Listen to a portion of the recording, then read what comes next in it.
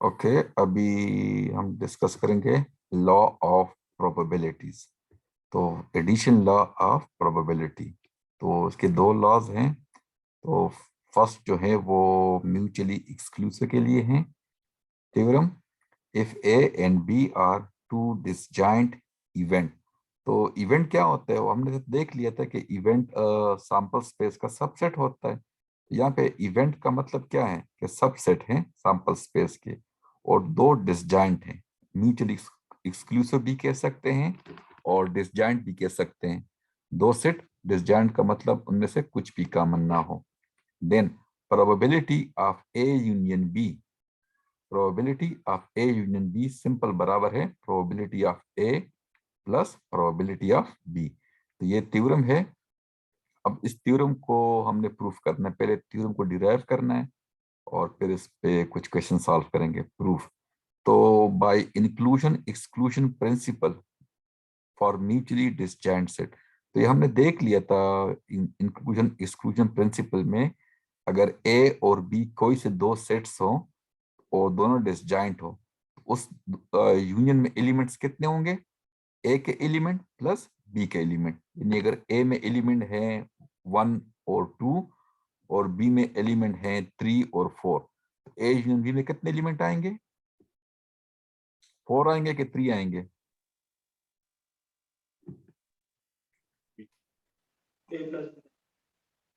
कितने आएंगे? जितने ए में होंगे और बी में, दोनों को ऐड कर देंगे। दोनों को ऐड करना है। तो number of element in A union B बराबर है number of element in A plus number of element in B. और अगर ए और बी डिसजॉइंट ना हो तो फिर ये इसके बराबर नहीं आएगा, कुछ और भी आएगा। तो खैर, ये तो हमने देख लिया कि number of element in A union B बराबर है number of element in A plus number of element in B. तो dividing both side by number of S. तो एस हमारे पास सैंपल स्पेस है, तो ये एस क्या है? Sample space. और इस सैंपल स्पेस के ये ए और बी जो हैं ये इवेंट्स हैं, यानी कि ए और बी दोनों सबसेट हैं इस एस के। तो नंबर ऑफ एस हमने डिवाइड किया, एस में जितने एलिमेंट्स होंगे तो वो हमने डिवाइड किया इस साइड, लेफ्ट साइड पे भी और राइट साइड पे भी। तो इसको हम फर्दर फिर स्प्लिट कर सकते हैं, number of element in A over N of S plus N of B over N of S. तो प्रोबेबिलिटी की डेफिनेशन क्या था कि number of element in event और number of element in sample space. तो वो प्रोबेबिलिटी, ये probability of A in B हो जाएगा। अब ये क्या है? Number of element in A और number of element in S. तो ये प्रोबेबिलिटी ऑफ ए, इसी तरह ये प्रोबेबिलिटी ऑफ बी बन जाएगा। ये टॉपिक क्लियर हो गया, ये थ्योरम के नहीं? Yes sir. तो अगर हमारे पास ए और बी कोई से दो इवेंट हो और डिसजॉइंट इवेंट हो किसी सैंपल स्पेस के, तो उनकी यूनियन की प्रोबेबिलिटी हमारे पास क्या होगी? Simple P of A plus P of B. अब इस पे एक क्वेश्चन है। क्वेश्चन क्या है? Suppose a die is rolled, let A be the event that one appears, कि ए कौन सा इवेंट है कि सिर्फ वन अपेयर होगा, और B be the event that some even number appear on the die. जब आप एक डाई रोल कर लेते हैं तो आपके पास सैंपल स्पेस ये बनेगा 1 2 3 4 5 6, इसके अलावा तो कोई और नहीं आएगा, ये सैंपल स्पेस होगा। अब दो इवेंट है, एक ए है और एक बी है। ए इवेंट क्या है कि सिर्फ वन अपेयर, तो ए में सिर्फ वन आएगा। और बी कौन सा इवेंट है? B with the event that some even number appear. तो इवन नंबर कौन कौन से होंगे? 2 होगा, 4 and 6।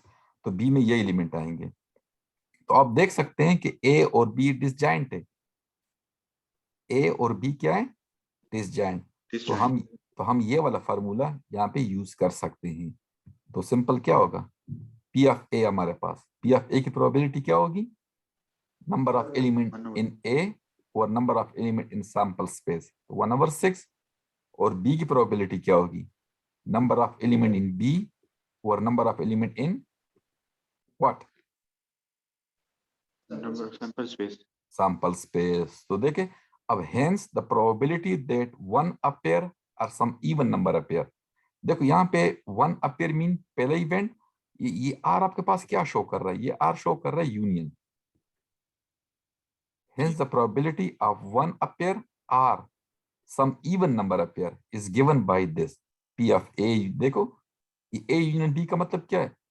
Probability of one appear union mean R probability of some even number appear. तो जस्ट दोनों को प्लस करेंगे तो ये आपके पास आंसर आएगा। ठीक है ठीक है सर। जी, कोई क्वेश्चन है? नहीं सर, बस क्लियर।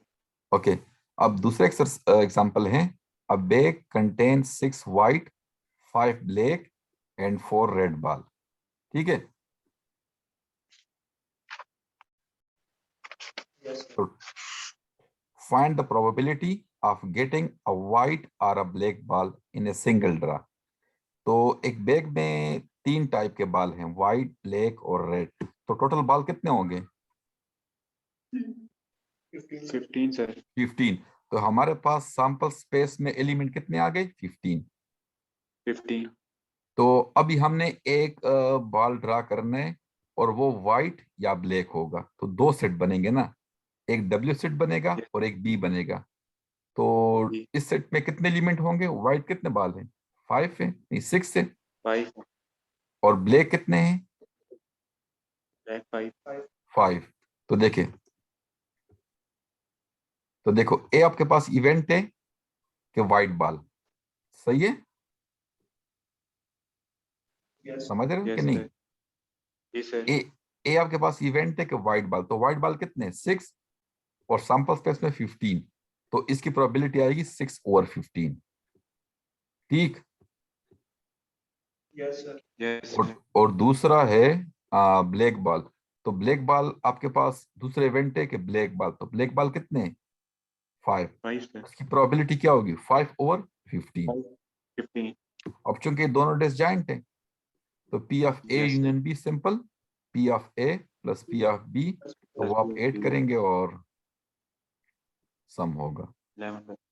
ठीक है, ये एग्जांपल क्लियर है? यस सर, क्लियर है। अब दूसरा example. A pair of die is thrown. Find the probability of getting a total of 5 or 11. अब दो डाइस आपके पास रोल हो रहे हैं, ठीक है, पेयर ऑफ डाई। तो आपके पास सैंपल स्पेस में कितने एलिमेंट होंगे? 36। 36, सही है। अब 36 आपके पास टोटल सैंपल स्पेस में एलिमेंट है। आपने प्रोबेबिलिटी फाइंड करनी है किसकी? कि उन दोनों पे सम 5 आ जाए या 11 आ जाए। ठीक है, सही है। तो ए इवेंट है, ठीक है सर। ए इवेंट है कि सम 5 आ जाए। तो ए में ये एलिमेंट आएंगे, 1 4 होगा, 2 3 होगा, 3 2 और 4 1। इन सब को अगर आप दोनों को प्लस करें तो हर एक के 5 5 आता है। ठीक है, यस सर। इनके अलावा कोई और ऐसा नंबर नहीं बनता कि जिसको मैं दोनों को प्लस करूं और मेरे पास 5 आए। ठीक और दूसरा इवेंट है कि सम 11 आए। तो 11 कहां से आता है? 5 6 से आएगा या 6 5 से आएगा? है। 6 तो अब ए इवेंट को देखिएगा और बी इवेंट को देखिएगा, दोनों डिसजॉइंट है कि नहीं है? डिस्टाइन। तो हम ये वाला फार्मूला यहाँ पे अप्लाई करेंगे। तो ए की प्रोबेबिलिटी क्या आएगी? Number of element in A over number of 4/30। Element 4 by 36। और बी की प्रोबेबिलिटी क्या आएगी? 2/36। 2/36। ठीक है, तो simple P of A union B equal to P of A plus P of B. तो 4/36 प्लस 2/36, दोनों को प्लस करेंगे तो आपके पास 1/6 आएगा। यस। तो ये दो क्वेश्चन क्लियर हो गए। Yes sir. अभी अभी नेक्स्ट क्वेश्चन थोड़ा सा थ्योरेटिकल है, सही है? ठीक। Okay, for any two event A and B of a sample space S. यहाँ पे मैं ए और बी इवेंट अगर कह रहा हूँ ना सैंपल स्पेस का, तो उसका मतलब क्या है कि ए और बी दोनों सबसेट हैं एस के। Yes sir. ठीक है, तो हमने कैलकुलेट क्या करना है? Prove that probability of A minus B, ये ए और बी का डिफरेंस शो कर रहा है, ये A minus B, A slash B. ठीक है, तो P of A minus B is equal to probability of A intersection B complement और equal to probability of A minus probability of A intersection B। अच्छा एक बात मैं जरा बताऊं यहाँ पे, ये जब हम सेट थ्योरी पढ़ लेते ना तो हमने देख लिया था कि A माइनस बी किसके बराबर था, याद है आपको कि नहीं? नहीं सर। A माइनस बी हमारे पास बराबर था A इंटरसेक्शन B कंप्लीमेंट, ठीक है? ये हमारे पास सेट थ्योरी में हमने ये पढ़ लिया था। तो ये फर्स्ट देखें, ये तो सिंपल रिलेशन है सेट का, जस्ट A माइनस बी को रिप्लेस किया A इंटरसेक्शन B कंप्लीमेंट पे। अब ये बराबर है P of A minus P of A intersection B, ये हमने प्रूफ करना है, ठीक है? ठीक है। ओके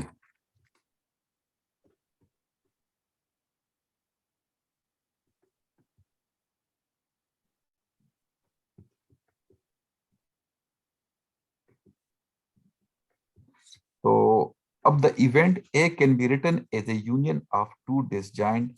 अब देखो, अब ये आपके पास अगर पूरा सेट A है, नजर आ रहा है वेन डायग्राम? जी सर। ये पूरा A है और ये पूरा B है। ये दरमियान वाला जो पोर्शन है ना, दरमियान वाला, ये पोर्शन आपके पास कौन सा पोर्शन है? A intersection B. A intersection B। तो अगर आप गौर से देखिएगा, गौर से, ये जो पूरा A सेट है, ये पूरा A, इस A के हम दो हिस्से कर सकते हैं, एक ये वाला हिस्सा और एक ये वाला हिस्सा। कर सकते। तो इसका मतलब अब ये वाला हिस्सा कौन सा बराबर, ये वाला हिस्सा बराबर है A माइनस बी, ठीक है? ठीक है। और ये वाला हिस्सा कौन सा है? A इंटरसेक्शन B, ठीक है कि नहीं? Yes sir. तो अब A को मैं लिख सकता हूं A is equal to A minus B union A intersection B, yes sir. लिख सकता हूं ना? Yes sir. और दोनों डिसजॉइंट हैं, A माइनस बी और A इंटरसेक्शन B दोनों डिसजॉइंट है। आप देख सकते हैं कि A माइनस बी ये वाला है और A इंटरसेक्शन B ये वाला पोर्शन है। इन दो पोर्शन में कुछ भी कॉमन नहीं है, तो दोनों डिसजॉइंट है, ठीक है? और अगर दोनों डिसजॉइंट हो तो हम ये वाला फार्मूला अप्लाई कर सकते हैं। ये वाला फार्मूला क्या है? Just probability of A equal to probability of this. तो यहाँ पे इसकी प्रोबेबिलिटी फर्दर पर हम अलग अलग लिख सकते हैं, सही है कि नहीं?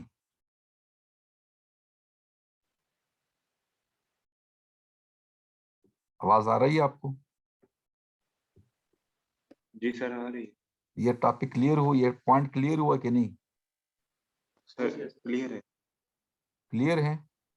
तो देखें जी सर। P ऑफ A और यहाँ पे P अप्लाई करेंगे, तो चूंकि दोनों डिसजॉइंट है तो प्रोबेबिलिटी इसकी अलग और इसकी भी अलग, और फिर उसको आप लेफ्ट राइट पे लेके जाएं तो आपके पास रिक्वायर्ड रिजल्ट आ जाएगा।